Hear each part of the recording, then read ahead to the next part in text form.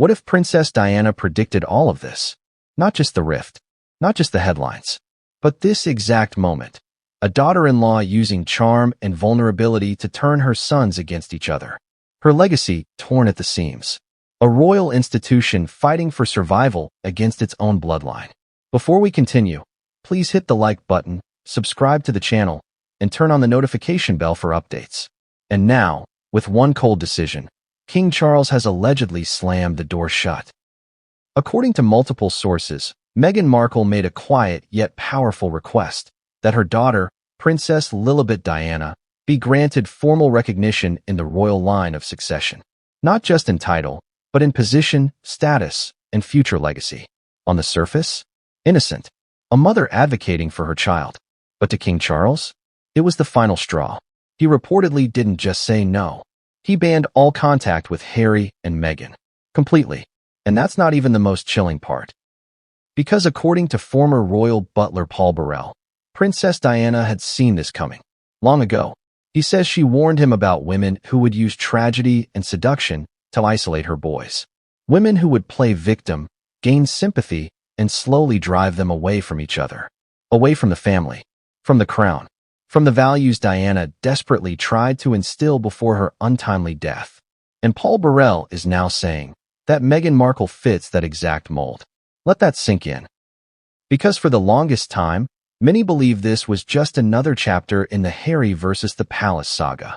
But if Burrell is right, if Charles truly believes this isn't just a personal grudge, but a strategic threat to the monarchy's future, then this isn't about titles, or children, or even forgiveness. It's about shutting the door to prevent what might come next. Think about it.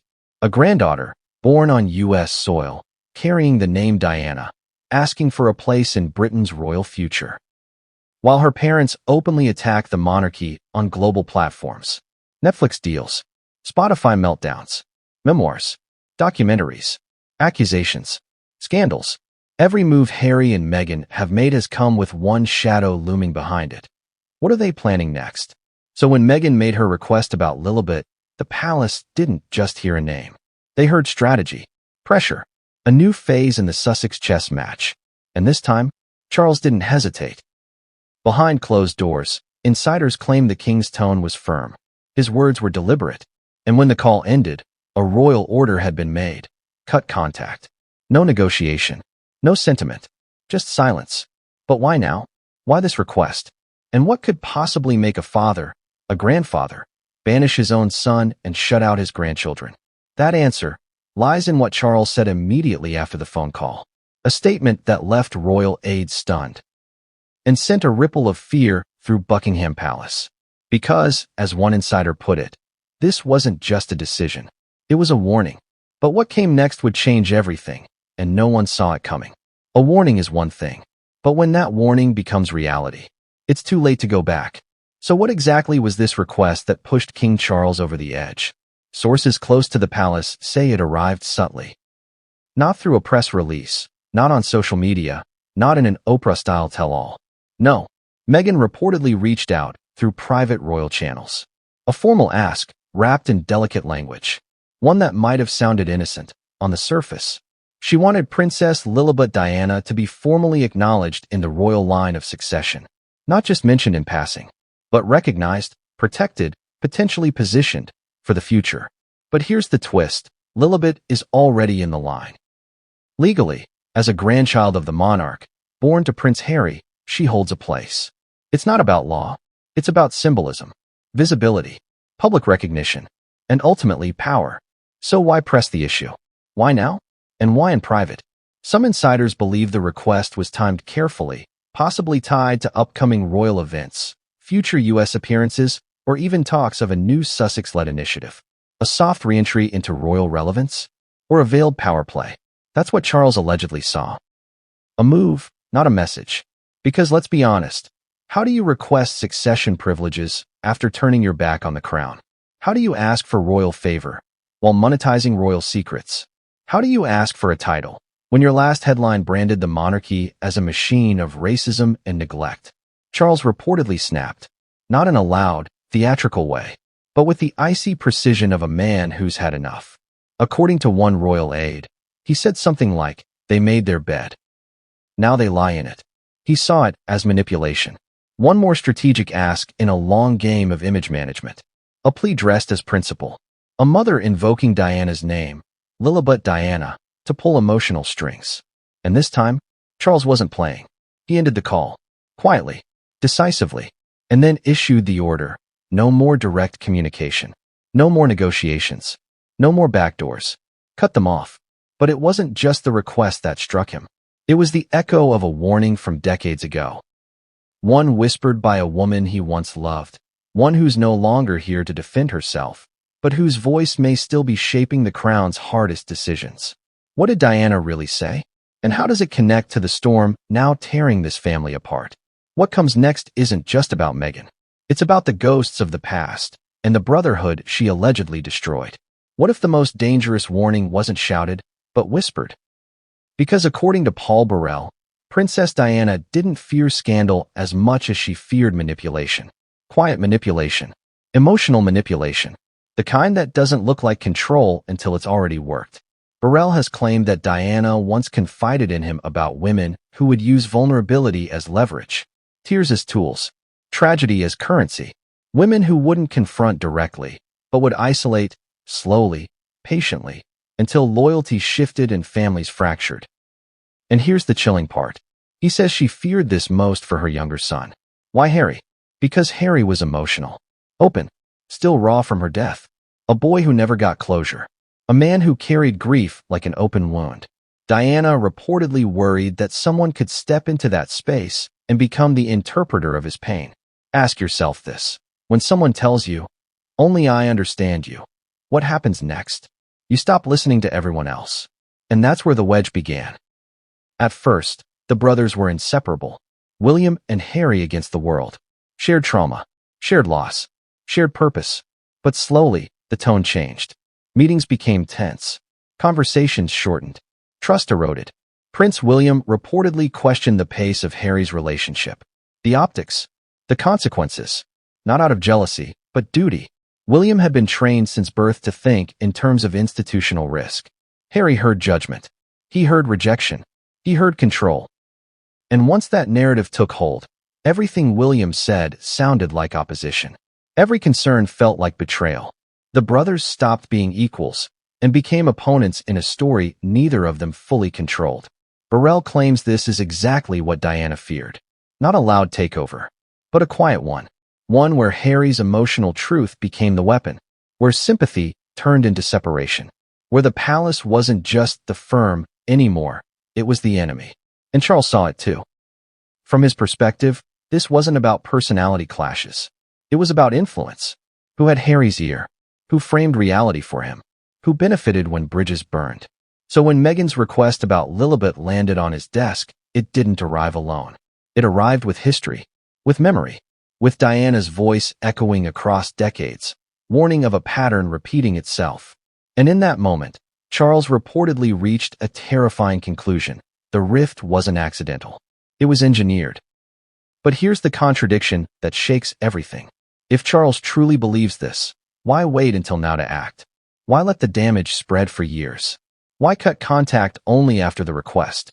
The answer lies in what palace insiders say happened after the decision, when a deeper fear surfaced, one that went far beyond William, Harry, or Meghan. Because according to those same insiders, Charles wasn't just protecting the monarchy anymore. He was trying to stop something that hadn't happened yet. And that brings us to the move that shocked even senior royals. What kind of father bans his own son? What kind of king severs ties not just with a prince, but with his grandchildren? The kind of man who believes that doing nothing is more dangerous than doing something brutal. According to sources close to the royal inner circle, after Meghan's request about Lilibet's succession, King Charles didn't just reject it. He issued what some are calling a full-stop directive, a ban. An explicit order that there would be no further contact with Prince Harry and Meghan Markle at any level of palace operation. Let that sink in. Not just no to the request, but no more emails, no calls, no intermediaries, no attempts to mend the relationship. For a monarch raised to master diplomacy, that's nuclear. And the reason? Some insiders say Charles saw something shifting, dangerously. Whispers had begun circling the palace. that Meghan and Harry were planning a relaunch, a new project, a rebrand, and at the center of it was Lilibet. Some say it wasn't a coincidence that Meghan's team reportedly reached out during the weeks surrounding the king's upcoming public events, that she wanted acknowledgement on Charles's platform during Charles's reign, timing that, according to one source, felt intentional, not incidental. And Charles? He didn't want another Oprah moment. He didn't want to be ambushed by another Netflix drop. He didn't want to wake up and find his granddaughter's royal status used as leverage in a new media campaign. So he made the hardest call. He shut the door. And not just any door, the door to his own bloodline. The silence that followed was deafening. Aides were reportedly told to redirect all Sussex-related inquiries. Palace staffers deleted internal contacts. One royal household member called it an institutional freeze-out. And here's the irony. In trying to bring her daughter closer to the crown, Meghan may have caused the final, irreversible break. Because this wasn't just personal anymore. It was constitutional. The monarchy survives on structure, precedent, hierarchy. If titles and succession become transactional, negotiable, then the system crumbles. And Charles knew it. So he chose duty over emotion, stability over sentiment, the crown over kin. But the decision sent shockwaves far beyond the palace walls. It wasn't just a message to Meghan or Harry. It was a warning to anyone watching, especially across the Atlantic. Because quietly, behind the scenes, someone else had been watching this unravel. Someone who once knew both brothers better than anyone. Someone who may now feel more vindicated than ever. But who is it? And what secret from Diana's past is still hidden, waiting to explode? So here we are. A king, a prince, a daughter named after a grandmother she'll never meet. And a royal family pulled so tight, it finally snapped. What began as a quiet request about a child's future has now triggered a royal exile in all but name. King Charles's alleged ban on Meghan and Harry isn't just a family feud, it's a definitive statement, a historic line in the sand. But the shadow hanging over all of this isn't Meghan. It's Diana. Because if Paul Burrell's account is true, if Diana really did warn about this kind of woman, this kind of dynamic, then the past isn't just echoing, it's repeating. She feared someone would come along who would use emotional wounds as weapons, who would step into grief and twist it into separation, who would look like love but operate like power. And now, years later, her younger son stands on the outside of everything she tried to protect. Harry, the boy who clung to her image, now finds himself cut off from the institution that failed her, yes, but also from the family she died trying to hold together. And Lilibet? She becomes a symbol of all of it, of what might have been, of what never was, of a little girl born into royalty, but possibly destined to grow up without it. The real heartbreak isn't in the title denied. It's in the relationships broken. A grandfather who has never truly known his granddaughter. A family that now communicates through lawyers and headlines. And a monarchy that survives, barely, by silencing its own blood. And the most haunting part? This didn't have to happen. Charles could have chosen diplomacy. Harry could have chosen discretion. Meghan could have chosen patience. William could have chosen bridge building. Instead, everyone chose their truth. And in doing so, they each lost something they may never get back. So what now? Will Harry retaliate? Will Meghan go public with the rejection? Will Lilibet become the next emotional thread in a global PR war? Or will someone finally step back, breathe, and choose healing over headlines? That's the question Buckingham Palace is quietly terrified of. Because once you shut the door on your own son, your own blood, your own grandchildren, how do you ever open it again? And if Diana really did see this coming, what else did she predict? There may still be one more secret waiting to surface. A letter, a recording, a final truth. Because as this royal drama rages on, one thing is clear. This isn't the end. It's the beginning of the next chapter. And when that chapter drops, it might just be the one that rewrites everything. If you've made it this far, I want to know what you think. Was King Charles protecting the monarchy or punishing his son? Did Diana really warn us about Meghan? And what happens to a royal family when it can no longer recognize itself? Tell us in the comments. Hit that like button if you felt that emotional punch. Subscribe so you don't miss the next revelation. Because trust me, it's coming.